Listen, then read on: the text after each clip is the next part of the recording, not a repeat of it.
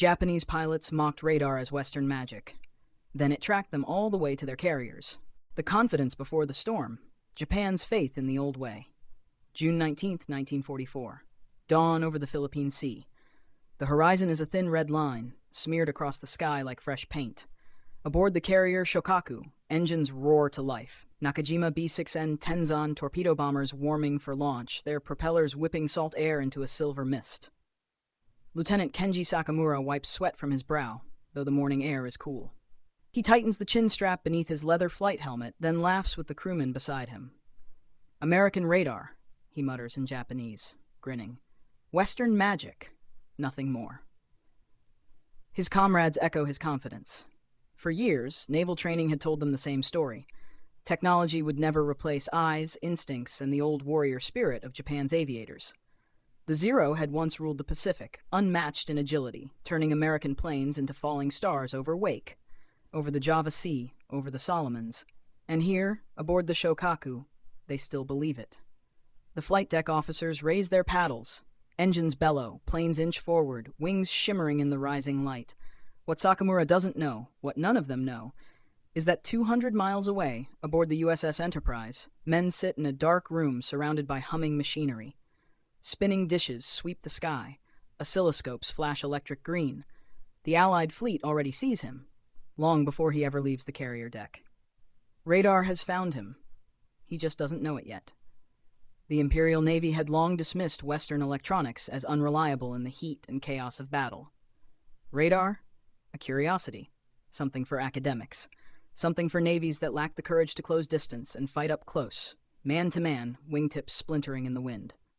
In Tokyo, older admirals still spoke of Tsushima, still believed victory came through spirit, through Yamato Damashi, through sacrifice. But war was changing, silently, invisibly. And this day, June 19th, would prove it. Launch. Planes begin rolling. Sakamura's Tenzan leaps forward, wheels skimming the deck before rising into the vast Pacific dawn. Waves glitter below like shattered glass. Behind him, Zero fighters lift into formation, sleek, confident, wings bright as polished bones. There is no fear among them. Radio chatter crackles with laughter and bravado. We surprise Americans. Sink their carriers. End this war. They feel like hunters. But overhead, the sky is already shifting against them. Aboard the USS Enterprise, radar operators track them in real time, a ghostly green arc sweeping across the screen, blips multiplying like insects in a storm. Ensign Robert Callahan leans closer to the scope, eyes wide beneath dim red lights. "Here they come," he murmurs. No need for scouts. No need to risk pilots searching empty ocean. They know exactly where the Japanese are, how many planes, what altitude, what bearing. The invisible eye sees all. Callahan relays the contact. Within minutes, F-6F Hellcats are airborne. Dozens of them. Their engines thunder across the carrier deck like rolling artillery. Blue-gray wings split the sky. Radar guides them the entire way. Far ahead, Sakamura never sees them coming. The radar intercept vector brings the American Hellcats down from the sun, engines screaming like falling steel. Tracers paint the sky, Zero fighters dissolve into smoke trails, Tenzans burst into flame. The formation that left Shokaku proud and shining becomes a field of burning wreckage scattered across cobalt water. The radio erupts into chaos. Break! Break! Enemy. Static. More static. Then silence. Sakamura dives, banking hard, but everywhere he turns, a Hellcat is already there. Fast, armored, brutal. He feels hammer his wings, shatter cockpit glass. Oil splashes across his goggles, streaking the world black.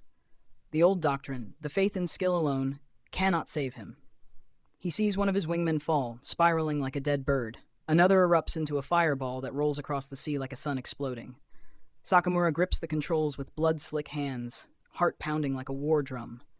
He had mocked radar as sorcery, but as he spins through the chaos, smoke stinging his lungs, he can feel the truth settling in. The Americans didn't stumble into them. They were waiting. They knew. And Japan had never believed. By noon, the sea is littered with burning aircraft. The first waves of Japan's attack lie at the bottom of the Pacific, hundreds of them. More will follow, because Tokyo still believes radar is nothing but Western fantasy. But this is no magic. This is war, rebuilt through electricity and mathematics, through antennas and vacuum tubes, through eyes made of metal and radio waves. The pilots never saw it coming. They never even had a chance. Afternoon, June 19th, 1944. The Philippine Sea burns. The first strike group never returns to Shokaku. Not one plane. Deck crews wait at the railings, scanning the horizon for silhouettes that will never materialize. Some shade their eyes against the harsh sun. Others mutter quiet prayers. But Sakamura's generation, trained on stories of honor and aerial mastery, cannot imagine total annihilation. The carrier's loudspeakers announce the second wave. This time, 128 aircraft launch across multiple decks. Zeke's, Judy's, Kate's, pilots who still believe the first attack must have succeeded. They do not know radar traced them the whole way. They do not know the Americans have prepared for them again. It will be worse.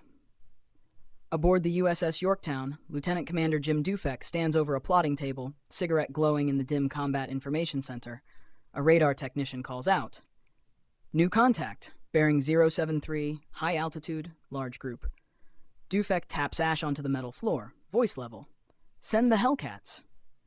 Again they launch, guided by radar vectors transmitted mid-flight. Japanese pilots fly into an unseen web, threads wrapped across the sky, each coordinate tightening around them like a noose. The Americans don't fight fair, they fight to win. At 16,000 feet, Petty Officer Hiroshi Tanabe leads his Judies toward what he believes is the enemy fleet. Clouds roll beneath them like slow-moving mountains. His navigator checks a paper chart, the best tool they have. Carriers should be below, Tanabe says, confident. They are wrong by hundreds of miles. Radar has fed the Americans exact headings.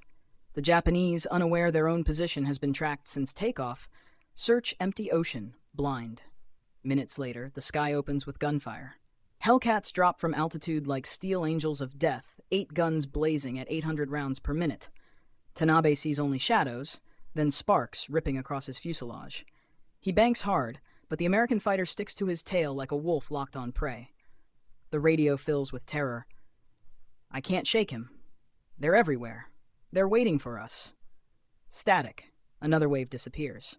By evening, the Great Marianas Turkey Shoot becomes legend, a massacre in the sky. Japanese pilots trained for dogfights never get them. No heroic turn of skill. No dramatic last charge. Just sudden ambushes, unseen enemies, and explosions that bloom like crimson flowers across the ocean. Radar doesn't fight with honor. Radar fights with inevitability. On the bridge of the USS Enterprise, Admiral Mark Mitcher watches blips fade from the radar screen. Not American ones, but Japanese signals evaporating into silence. He knows what this means. He lights a cigar, eyes fixed on the sea.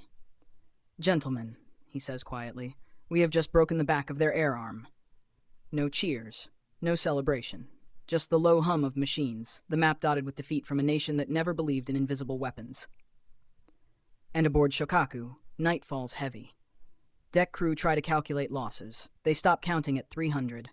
Pilots walk the hangar in silence, helmets in hand, the smell of aviation fuel and despair filling the air. Sub-Lieutenant Arata Mori writes in his diary that evening, "We flew into darkness. We fought ghosts. Radar is not magic. It is war evolving faster than we can follow." The Empire had entered modern war with samurai philosophy, steady hands, and belief in courage. But courage cannot outmaneuver radar. Spirit cannot outrun mathematics. And no amount of training can defeat a machine that already knows where you are before you know where to turn. The Japanese carriers still have planes left, but not pilots. And worse, they still don't understand what hit them. June 20th, 1944. The day after the sky burned. The sea is calm, deceptively gentle, but below its surface lie dozens of aircraft. Zero fighters stripped of their legends, torpedo planes crumpled like discarded leaves, pilots entombed in silence. The Imperial Navy has lost more aviators in a single 24-hour period than it can ever replace. And now the Americans decide to finish it. Aboard USS Enterprise, radar operators detect scattered survivors. Pilots drifting aimlessly, searching for carriers they can no longer find. Some attempt to land on the sea, others try to make for Guam. Many simply run out of fuel, their engines coughing into quiet before they slip beneath the waves. In the carrier command room, Mitcher scans a grid of positions. "Prepare a night strike," he orders. No hesitation, no mercy. American carriers turn into the wind. Bombers thunder off their decks, each one guided by radar beacons and homing signals. Technology Japan dismissed as unnecessary. The sky fills once more. On Shokaku, the bridge is dark, lit only by the dim glow of damage reports and navigation instruments. Captain Hiroshi Matsubara stands rigid, eyes fixed on the horizon. He knows the Americans can find them. He just doesn't know when.